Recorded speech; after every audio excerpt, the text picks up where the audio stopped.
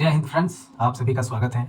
अब तक की हम लोगों ने जो इंडियन पॉलिटी की क्लास थी उसमें हम लोगों ने पढ़ लिया था कि इंडिया कैसे फ्री हुआ। सारे एक्ट्स को हमने कवर किया था पिछले वीडियोस में। काफ़ी स्टूडेंट्स का मेरे पास पर्सनली मैसेज भी आया है कि सर आप सिर्फ हिंदी में ही पढ़ा रहे हैं, कुछ इसका बाइलिंगुअल फॉर्म में कुछ कीजिए। तो यहाँ से अब इंडियन कॉन्स्टिट्यूशन को मैं थोड़ा सा इंग्लिश में प्रेजेंट करूँगा और आपको एक्सप्लेनेशन उसका बाइलिंगुअल में देने का प्रयास करूँगा। तो बहुत मेहनत से मैंने ये वीडियो आप लोगों के लिए तैयार किया है और ये क्लास भी ज़बरदस्त है। तो आपको चीज़ें एकदम सटीक तरीके से मैंने समझाने का यहाँ पे प्रयास किया है, जो भी एकदम सटीक पॉइंट होते हैं एग्ज़ाम के पर्सपेक्टिव से। तो चलिए बिना देरी किए हुए इसको स्टार्ट करते हैं। सबसे बड़ी खास बात यह है इस वीडियो में कि आपको जो भी कंटेंट मिलेगा वो एकदम फैक्चुअल है और प्रॉपरली एकदम डिस्क्राइब्ड है। आपको इसमें कहीं से भी कोई प्रॉब्लम नहीं होगी। बाकी सारी चीज़ों के लिए मैं यहाँ पे हूँ ही आपको प्रेजेंट करने के लिए, आपको स्पेशली एक्सप्लेन करने के लिए। तो चलिए बिना देरी के हुए इसको स्टार्ट करते हैं। सबसे पहली बात तो ये यहाँ पे स्टार्ट होती है कि जब इंडिया फ्री हुआ, भारत आज़ाद हुआ, तो भारत के आज़ादी से पहले इंडिया में जो फ्री होने के पहले जो एक सुगबुगाहट चल रही थी कि इंडिया का अपना एक कॉन्स्टिट्यूशन होना चाहिए। तो इंडिया का कॉन्स्टिट्यूशन होने से पहले यहाँ पे हम लोग ये जानेंगे कि we should study now when India become a free country. यहाँ पे सबसे खास बात ये है, हमको यही जानना है कि सबसे पहले हमें पढ़ना क्या है। तो यहाँ पे हम लोगों को 5 चीज़ों को ध्यान में रख करके पढ़ना है। पहला है 1947 में India become a free country. Second one, adopted constitution जो विदेशों से लिए गए। थर्ड है इसमें इंपॉर्टेंस ऑफ प्रियम्बल, प्रस्तावना का क्या प्रभाव है, शेड्यूल को पढ़ना है। और सबसे खास चीज़ जो कॉन्स्टिट्यूशन की है वो आर्टिकल्स और अमेंडमेंट एक्ट्स। तो हम लोग स्टार्ट करेंगे 1947 जब इंडिया फ्री हुआ। यहाँ पे जब इंडिया फ्री हुआ तो इसकी बातें पहले से ही चल रही। It was started from 1934 when idea of a constitution assembly for India was the put forward for the first time by M.N. Roy, who was a pioneer of communist movement in India and advocate of radical democratism. सबसे खास बात यह है M.N.. Roy के द्वारा सबसे पहला ये आइडिया आया था कि फ्री इंडिया का अपना एक अलग कॉन्स्टिट्यूशन होना चाहिए। जब ये कॉन्स्टिट्यूशन होगा तो इंडिया में अलग ही रूपरेखा होगी अपने देश को चलाने की। उसके बाद जो बारी आई उसमें हम लोग कुछ इस तरीके से जानेंगे कि इन 1935 the Indian national Congress for the first time officially demanded a constitution assembly. इसने इंडियन नेशनल कांग्रेस ने प्रॉपरली ये डिमांड कर दी ब्रिटिश गवर्नमेंट के सामने कि जब भी भारत फ्री होगा उसका अपना एक संविधान होगा। ठीक है, यहाँ तक ये सारी चीज़ें क्लियर हुई। इन 1938 Jawaharlal Nehru on the behalf of Indian National Congress cleared that the constitution of free India must be framed without outside interference by a constituent assembly elected on the basis of adult franchise। मतलब कि जब भी भारत आज़ाद होगा, 1938 की ये घटना है, जवाहरलाल नेहरू ने बोला कि वयस्क मताधिकारों के आधार पर ही ये संविधान सभा चुनी जाएगी और इसमें बाहरी कोई हस्तक्षेप नहीं करेगा। ये बात जब इस तर्क के द्वारा रखी गई तो आने वाले समय में चीज़ों को और बेहतर बनाते हुए ब्रिटिश गवर्नमेंट ने इन सब चीज़ों को समझने का प्रयास किया। यहाँ की जनता भी एडल्ट थी, उसको भी बाहर से कोई वो किसी भी तरह का इंटरफेरेंस नहीं चाहती थी। और तीसरी खास बात यहाँ पे थी कॉन्स्टिट्यूशन असेंबली की भारत में आवश्यकता थी। इस बात को ब्रिटिश गवर्नमेंट के द्वारा एक्सेप्ट कर लिया गया। तो finally accepted by the British government in August 1940। इसी को हम लोग अगस्त प्रस्ताव कहते हैं। It is known as August offer. August offer के द्वारा फिर स्टैनफोर्ड क्रिप्स के द्वारा एक उनकी टीम तैयार की गई जो कि भारत आने के लिए तत्पर थे के लिए। In 1942, Stanford Cripps, a member of the cabinet, came to India the draft proposal of the British government on the framing of an independent constitution to be adopted after the World War II। ये नियम था कि जब world war 2 हो जाए, मतलब समाप्त हो जाएगा, तो ऐसा करके ये सारे कानून, ये जो सिस्टम चल रहा है वो भारत में इस तरीके से कानून बनाए जाएंगे। आगे चल करके इसी को जब फॉरवर्ड और देखा गया the Cripps proposal rejected by the Muslim League, which wanted to India to be divided into two autonomous state with two separate countries constitution assemblies. कुछ इस तरीके से, ये मैंने थोड़ा सा मिसटाइप कर दिया है, तो ये 2 बार हो गया है, इसके लिए सो सॉरी। कुछ इस तरह के सर ऐसे था। The Constituent Assembly of India was constituted in the first meeting under the Cabinet Mission Plan since November 1946. 1946 में जो कैबिनेट मिशन कॉन्स्टिट्यूशन असेंबली का जो फर्स्ट मीटिंग थी वो 1946 में नवंबर में हुई थी। उसके बाद इसमें निर्धारित हुआ था, इसमें ये डिसाइड हुआ था कि टोटल नंबर ऑफ जो सीट्स थी, total number of seats in the constituent assembly was 389। उसमें से जो ब्रिटिश गवर्नमेंट की जो सीट थी वो टोटल नंबर ऑफ सीट थी 296। प्रिंसली स्टेट की जो सीट्स थी वो 93 थी। यहाँ पे ये खास बात, out of 296 seats allotted to the British India members were to be drawn from the 11 governors province and 4 from the chief commissioner province, 1 from each। ऐसा मतलब इसमें क्या था कि 4 सीट्स जो ऐसी थी वो चीफ कमिश्नर के लिए कर दी गई थी, बाकी 11 गवर्नर्स के लिए कर दी गई थी। वो कुछ इस तरीके से था कि जैसे हम लोग समझते हैं कि ये इंडिया का मैप है, इसमें बॉम्बे, मद्रास, कलकत्ता और दिल्ली, ये 4 स्थान ऐसे थे जिनको चीफ कमिश्नर वाला स्थान देना था। इस तरीके से चीफ कमिश्नर के लिए मुंबई, मद्रास, बॉम्बे और कोलकाता को चुना गया। Actually under the 296 seats, 4 seats for chief commissioner like Mumbai, Madras, Kolkata and Delhi, 11 seats for governors. इस तरीके से डिसाइड हुआ था। आगे जो कि था कि the constituent assembly held it's first meeting on December 9, 1946। दूसरा था इसमें कि the Muslim league boycotted the meeting and insisted on a separate state of Pakistan. ये चाहते थे कि सेपरेट स्टेट ऑफ पाकिस्तान बने। उस टाइम में पाकिस्तान बन भी गया और पाकिस्तान को 2 भागों में बांटा गया। फर्स्ट जो वेस्टर्न पाकिस्तान था और सेकंड ईस्टर्न पाकिस्तान था। ईस्टर्न पाकिस्तान वही बांग्लादेश, जिसे बाद में इंडिया ने उसको जन्म दिया। आगे देखते हैं नेक्स्ट। डॉक्टर सच्चिदानंद सिन्हा जो कि थे सबसे ओल्डेस्ट मेंबर थे, was elected as the temporary president of constituent assembly के सबसे सीनियर पर्सन थे। और ये जो ये टेक्निक जो थी ये फ्रेंच गवर्नमेंट की तरह अपनाई गई थी, क्योंकि वो सबसे सीनियर थे। ऐसा पहले फ्रांस में पहले हो चुका था कि सबसे सीनियर पर्सन को चुना गया था, सेम वैसा ही भारत में भी हुआ। नेक्स्ट इसमें December 11, 1946 doctor Rajendra Prasad elected as the president.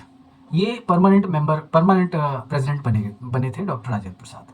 This constitution assembly, यहाँ पे 2 खास बात ये थी कि पहले तो राजेंद्र प्रसाद को बाद में चुना गया और 2 वाइस प्रेसिडेंट भी चुने गए, जिसमें SC. Mukherjee, first SC. Mukherjee and second one TT. Krishnamachari थे।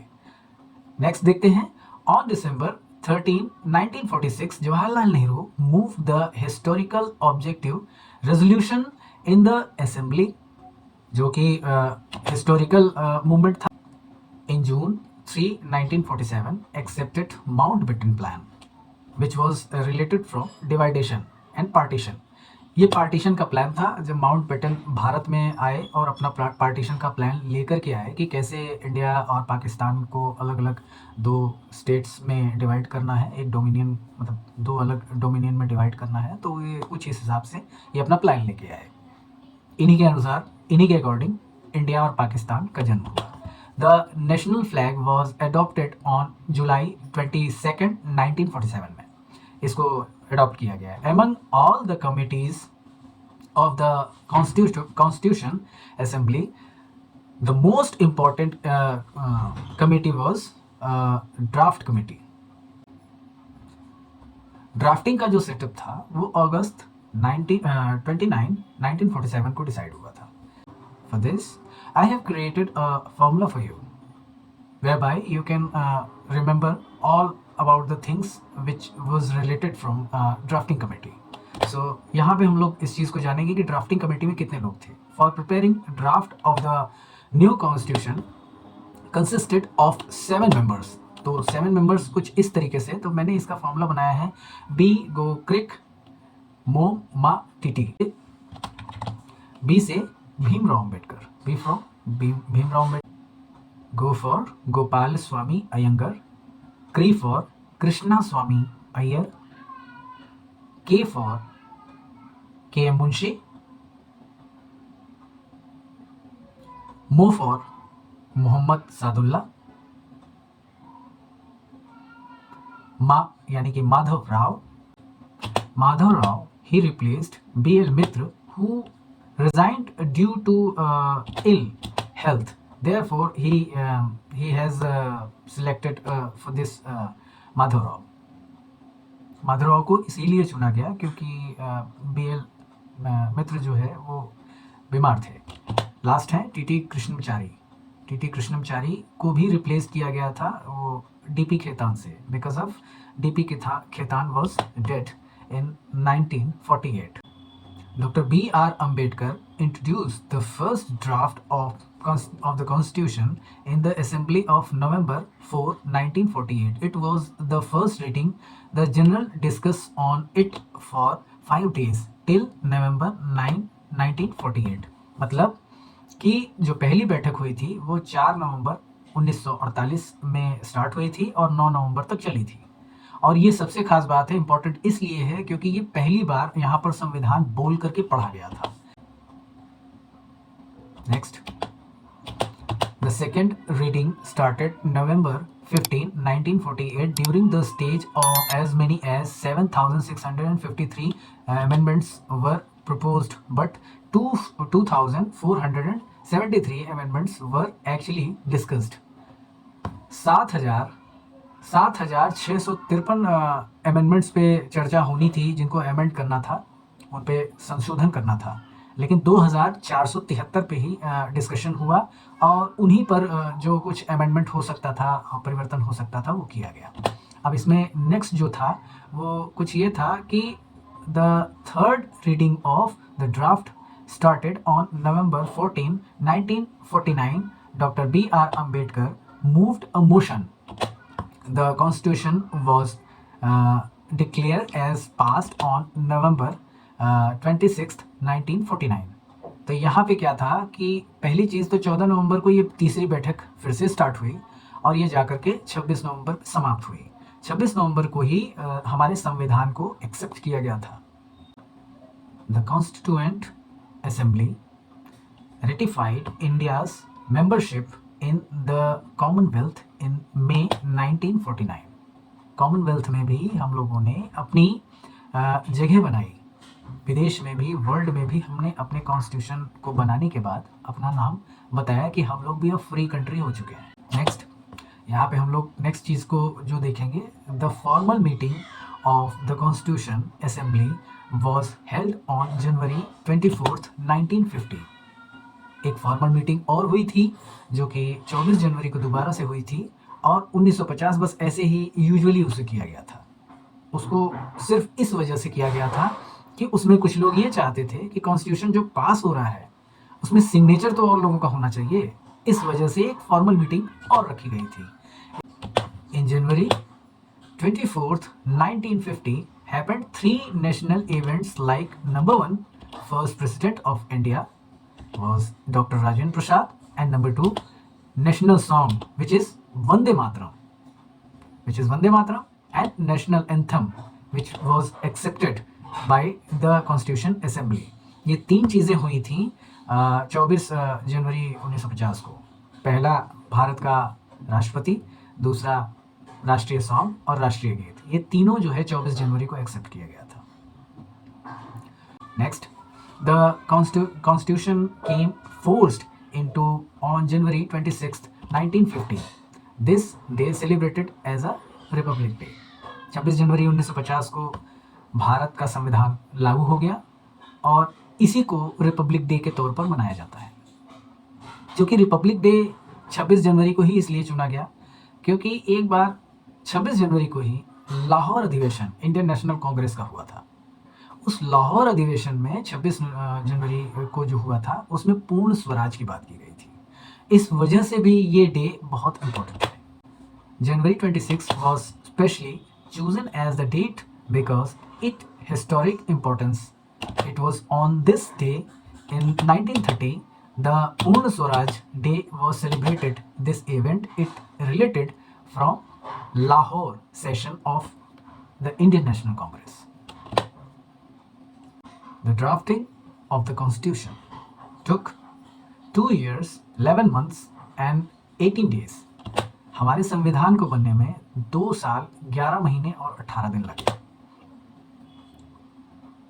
A total money which spent on the drafting constitution was 63,96,729 rupees. इस संविधान को निर्माण होने में 63,96,729 रुपया खर्च हुआ। The framers of the constitution reviewed the laws of 60 countries. 60 देशों से इन कानून का अवलोकन किया गया और उसके बाद कहीं जाकर के भारत का संविधान जो है the draft was deliberated upon for the 114 days and laws from the 10 countries had adopted the constitutions. जो सारे के सारे इतने समय थे, मतलब इस संविधान को बनने में टोटल जो टाइमिंग लगा वो था टोटल 114 दिन लगे और 60 देशों तो अवलोकन तो किया ही गया, 60 देशों में घूमा गया और कॉन्स्टिट्यूशन बना, लेकिन 10 देशों से ही कानून को अडॉप्ट किया गया। वो 10 कंट्रीज़ जो अडॉप्ट की गई थी उसकी चर्चा हम लोग आगे करेंगे। इसमें टोटल ऑफ मीटिंग जो हुई थी, जो कंप्लीट मीटिंग हुई थी, वो टोटल 11 मीटिंग्स हुई थी जिनको इस प्रकार से दिखाया गया है। आई होप ये वीडियो आपके लिए इतना रिलेवेंस तो होगा जो एग्ज़ाम के पर्सपेक्टिव से बहुत ही इम्पोर्टेंट होगा। अब तक हम लोग यहाँ पे पहुँच चुके हैं कि कितने देशों से और कितने जगहों से इन सब चीज़ों का अवलोकन हुआ, कितना पैसा इन संविधान को बनने में, कॉन्स्टिट्यूशन को क्रिएट होने में स्पेंड हुआ, काफ़ी खर्च हुआ। इन सब चीज़ों को डिस्कशन करने के बाद अगर एग्ज़ाम के पर्सपेक्टिव से आपका एक भी क्वेश्चन छूट जाएगा तो मैं गारंटी के साथ कहता हूँ कि ये वीडियो आपके लिए व्यर्थ होगा। और मुझे पता है कि कॉन्स्टिट्यूशन असेंबली से क्वेश्चंस निश्चित तौर पे पूछे ही जाते हैं एवरी ईयर्स। मैं गारंटी के साथ कहता हूँ कि स्टेट पीसीएस हो या कोई भी वनडे एग्ज़ाम हो, आपका पॉलिटी से एक भी क्वेश्चन छूटेगा नहीं अगर आप इन सब वीडियोज़ को लगातार देखते रहेंगे। So thank you very much. आज के लिए सिर्फ इतना ही। नेक्स्ट वीडियो में हम लोग जानेंगे कि कैसे कॉन्स्टिट्यूशन अडॉप्ट किए गए किस किस कंट्रीज से, और प्रीएम्बल के बारे में हम लोग डिस्कस करेंगे। उसके बाद हम लोग आर्टिकल्स पे आएंगे। मैं पॉइंट टू पॉइंट लेकर के चल रहा हूँ, जो चीज़ें लोग छोड़ देते हैं मैं उसे पकड़ के चल रहा हूँ, क्योंकि एक्चुअली में यहाँ से भी क्वेश्चंस पुट किए जाते हैं और ये बहुत इंपॉर्टेंट है। So thanks for watching, we will meet another class. आपसे फिर अगली क्लास में मुलाकात होगी। So good bye for now. अभी तक के लिए इतना ही। फिर जैसे ही नेक्स्ट वीडियो में अपलोड करूँगा तो आपको जैसा होगा, और हाँ, जो भी आपको क्वेरी हो, वो कोई भी प्रॉब्लम हो तो वो आप कमेंट सेक्शन में बता सकते हैं। अगर आपको वीडियो से रिलेटेड कोई भी PDF चाहिए या कुछ भी चाहिए तो आप उसके लिए आप मुझे व्हाट्सअप कर सकते हैं। मेरा नंबर आपको स्क्रीन पे मिल जाएगा। So thank you very much and जय हिंद।